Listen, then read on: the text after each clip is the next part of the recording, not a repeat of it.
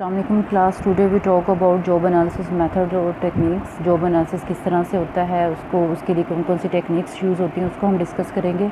First one is the diary method. Diary method को हम self reported method भी कहते हैं, जिसमें एम्प्लॉय जो है ख़ुद से जॉब से रिलेटेड तमाम ड्यूटीज़ और रिस्पॉन्सिबिलिटीज़ जो वो परफॉर्म करता है डेली बेसिस पे, उसको नोट डाउन करता जाता है। एक डायरी मेंटेन करता है जिसको हम लोग भी कहते हैं। उसमें वो सारी इन्फॉर्मेशन जो है उसको डेली बेसिस पर डालता जाता है।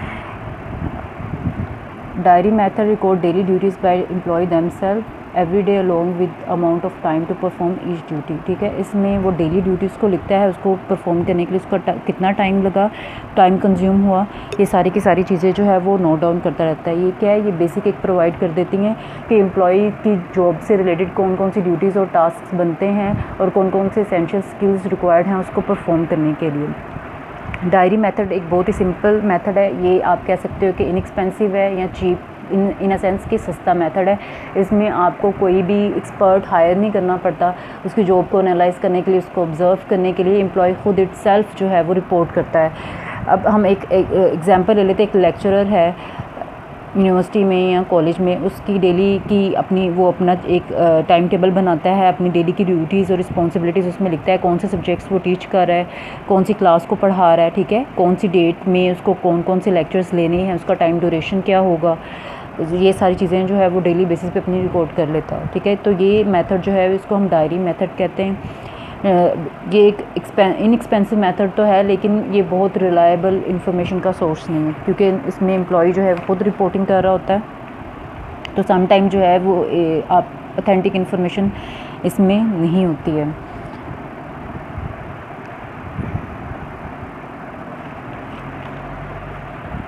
नेक्स्ट मेथड जो है HRD मेथड है। HRD human resource department record. ठीक है, हर एक ऑर्गेनाइजेशन का जो ह्यूमन रिसोर्स डिपार्टमेंट है वो एम्प्लॉय से रिलेटेड तमाम इन्फॉर्मेशन को महफूज करके रखता है। लाइक एम्प्लॉय डेजिग्नेशन क्या है, उस डेजिग्नेशन से related job information, job qualification क्या रिक्वायर्ड है, उसके लिए कितना एक्सपीरियंस चाहिए, ठीक है, कितना एटलीस्ट एक्सपीरियंस होना चाहिए एम्प्लॉय को, उससे रिलेटेड स्किल्स, उससे रिलेटेड क्या क्या स्किल्स होने चाहिए उसके डेली टास्क को परफॉर्म करने के लिए। ड्यूटीज़ कौन कौन सी इसमें होती हैं, कहाँ कहाँ पर मिस्टेक्स मोस्टली होती हैं, ठीक है, नंबर ऑफ़ प्रमोशन रिसीव्ड, कितनी प्रमोशंस होंगी एम्प्लॉय की, ये सारा जो है जॉब एनालिसिस के लिए जो है एक बेसिस फराहम कर देता है ह्यूमन रिसोर्स डिपार्टमेंट का रिकॉर्ड। ठीक है, इसके थ्रू जो है भी आप जॉब को एनालाइज किया जा सकता है। नेक्स्ट मेथड जो है ऑब्जर्वेशन मेथड है। ऑब्जर्वेशन मेथड जैसा कि जाहिर है कि ऑब्ज़र्व करना, वॉच करना, ठीक है, इसमें डायरेक्टली एम्प्लॉयज़ को वॉच किया जाता है, उनको ऑब्ज़र्व किया जाता है, उनकी डेली टास्क वो किस तरह से कर रहे हैं, अपने कामों को कैसे परफॉर्म कर रहे हैं, ठीक है, उसके बारे में तमाम इन्फॉर्मेशन को कलेक्ट किया जाता है। इसको हम ऑब्जर्वेशन मेथड कहते हैं। ऑब्जर्वेशन मेथड जो है इसमें एनालिस्ट जो है वो डेली बेसिस पे नोट्स प्रिपेयर करता है, एम्प्लॉय को कंटिन्यूसली ऑब्ज़र्व किया जाता है। ठीक है, अब ये ऑब्जर्वेशन मेथड डेफिनेटली उन्हीं जॉब्स के लिए होगा जिनको ऑब्ज़र्व करना पॉसिबल हो। लाइक टेलीफोन ऑपरेटर है, ठीक है, उसकी जॉब को उसको ऑब्ज़र्व किया जा सकता है। इसी तरह से सिक्योरिटी गार्ड है, उसको जॉब परफॉर्मेंस को ऑब्ज़र्व किया जा सकता है। फ़्लाइट अटेंडेंट है, बस ड्राइवर है, ठीक है, और इसके अलावा और भी बहुत सारे हो सकते हैं जिनको आप ऑब्ज़र्व कर सकते हो। लेकिन अगर हम बात करें मैनेजेरियल पोस्ट की, अकाउंटेंट की, तो उनको जो है डायरेक्टली ऑब्ज़र्व नहीं किया जा सकता। उनके टास्क और ड्यूटीज़ उन्होंने किस तरह से अपने काम को किया उसको वॉच करके ऑब्ज़र्व नहीं किया जा सकता। ठीक है, उनके काम को देखना ज़रूरी है, परखना ज़रूरी है। तो जो ऑब्जर्वेशन मेथड जो है उन्हीं जॉब्स में होता है जो कि जिनको आप ऑब्ज़र्व कर सको। अब इसमें जो है डेफिनेटली आपको फ़र्स्ट हैंड इन्फॉर्मेशन मिलती है, रिलायबल इंफॉर्मेशन का सोर्स है। आपके एनालिस्ट ने या HR डिपार्टमेंट जो भी ऑब्जर्वेंट है या मैनेजर है उसने डायरेक्टली उसको ऑब्ज़र्व किया हुआ है। ठीक है, अब इसमें जो है तो डेफिनेटली इंफॉर्मेशन जो है वो रिलायबल होगी। लेकिन जो है ये आप इसको कह सकते हो कि एक्सपेंसिव मेथड भी है, क्योंकि आपको एक एनालिस्ट को हायर करना होगा जो कि डायरेक्टली उसको ऑब्ज़र्व करे, उसके पास उस जॉब से रिलेटेड तमाम नॉलेज हो।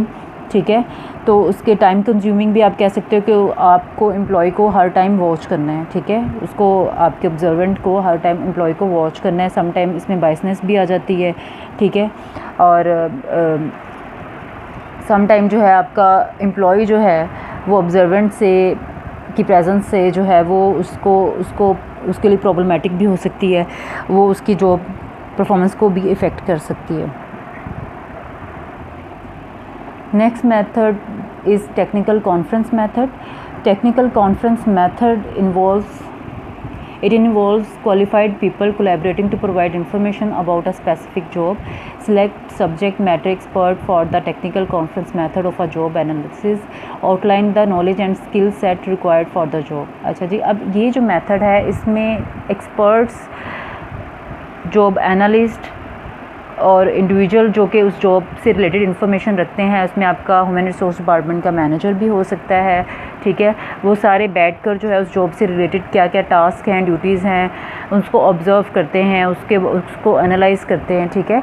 और फिर वो उसकी बेस पर मतलब क्या क्या करैक्टरिस्टिक्स रिक्वायर्ड हैं उस जॉब से रिलेटेड, और एक्सपर्ट्स जो हैं बेसिकली वो उसको एनालाइज करते हैं। Next method is the group interview method. Interview के थ्रू भी जो है वो आप जॉब एनालिसिस कर सकते हैं। इस इंटरव्यू में जो है ग्रुप इंटरव्यू में एम्प्लॉयज़ जो कि उस जॉब से रिलेट करते हैं, जो कि उस जॉब को परफॉर्म कर रहे हैं डेली बेसिस पे, उनसे इंटरव्यू लिया जाता है। अब ये इंटरव्यू जो है वो ग्रुप इंटरव्यू भी हो सकता है। ग्रुप इंटरव्यू में क्या होता है कि एक ही जॉब से रिलेटेड जो है नंबर ऑफ़ एम्प्लॉयज़ को कलेक्टिवली उनका इंटरव्यू किया जाता है, उनसे जॉब से रिलेटेड मालूमात ली जाती हैं, क्या क्या नेसेसिटी जो है वो स्किल सेट रिक्वायर्ड है उस जॉब से रिलेटेड, क्या क्या उनको टास्क परफॉर्म करना पड़ते हैं।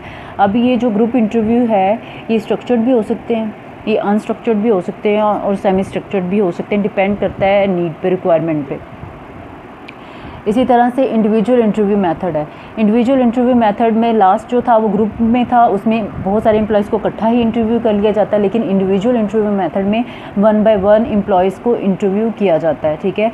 इसमें एम्प्लॉय से जो है वो एक फॉर्मल मीटिंग अरेंज की जाती है टू वैल्यूएट व्हाट हिज और her job requirements, ask question about skill level and difficulty level, ठीक है। अब उससे जो है वो उससे जॉब रिक्वायरमेंट के बारे में क्वेश्चनिंग की जाती है, उससे पूछा जाता है कि क्या क्या स्किल, क्योंकि वो जॉब कर रहा है, ठीक है, वो डेली काम कर रहा है, डेली की एक्टिविटीज़ को वो परफॉर्म कर रहा है, तो फिर उससे जो है वो डेफिनेटली वो ज़्यादा अच्छे से अवेयर है, वो बता सकता है कि क्या क्या स्किल सेट रिक्वायर्ड है उस जॉब से रिलेटेड, ठीक है। उसमें कहाँ पर कौन से कामों में उसको प्रॉब्लम फील होती है, कहाँ पर उसको लगता है कि मज़ीद जो है वो स्किल्स उसके रिक्वायर्ड हैं, कहाँ पर उसको मज़ीद ट्रेनिंग की ज़रूरत है। तो इस तरह के क्वेश्चन उससे कर लिए जाते हैं, like what physical location do you work in, कहाँ पे आप काम करते हैं, what are the major duties of your position, in what activity do you participate in organization, what are health and safety condition in work place, ठीक है, कैसी work place पर सेफ्टी कंडीशंस आप फील करते हो। इसके अलावा what are the mental and physical और इमोशनल जॉब्स डिमांड्स, ये डेफिनेटली ये एम्प्लॉय जो कि उस जॉब को परफॉर्म कर रहा है वो ज़्यादा बेहतर इन चीज़ों के आंसर कर सकता है। Are you expose to any hazards और अनयूजुअल वर्किंग कंडीशन, समटाइम क्या कभी ऐसा हुआ है कि आपको अनयूजुअल वर्किंग कंडीशंस को फेस करना पड़ा हो। What are the basic accountabilities और performance standards of your job, आपकी जॉब से रिलेटेड जो है बेसिक अकाउंटेबिलिटीज़ क्या हैं या परफॉर्मेंस स्टैंडर्ड क्या है, ठीक है। इस तरह के क्वेश्चन एम्प्लॉय से किए जा सकते हैं जॉब एनालिसिस के लिए। नेक्स्ट मेथड जो है स्ट्रक्चर्ड क्वेश्चनियर मेथड है। स्ट्रक्चर्ड क्वेश्चनियर मेथड जो है is a specific design questionnaire on which employ describe their job related duties and responsibilities, ठीक है। स्ट्रक्चर्ड है तो डेफिनेटली स्पेसिफिकली डिज़ाइन क्वेश्चनियर होगा, उस जॉब से रिलेटेड उसकी ड्यूटीज़ और रिस्पॉन्सिबिलिटीज़ के हिसाब से उसको स्ट्रक्चर्ड किया जाएगा, उसमें क्वेश्चंस उसी टाइप के होंगे। अब ये जो क्वेश्चनियर है ये 3 से 5 पेजेस तक हो सकता है, ठीक है। इसमें क्लोज एंडेड क्वेश्चंस भी डाले जा सकते हैं और ओपन एंडेड क्वेश्चंस भी हो सकते हैं, ठीक है। क्लोज एंडेड क्वेश्चंस वो होते हैं जिनका स्पेसिफिक आंसर होता है, लाइक येस और नो, हाँ ना, ठीक है, जिनके कोई स्पेसिफिक सर्टन आंसर्स होते हैं उनको हम क्लोज एंडेड क्वेश्चंस कहते हैं। और ओपन एंडेड क्वेश्चंस जिसको एक्सप्लेन करने की ज़रूरत हो, जिसको बताने की, जिसके लिए आपको कुछ मतलब डिटेल में बताना पड़े, उसको हम ओपन एंडेड क्वेश्चंस कहते हैं, ठीक है।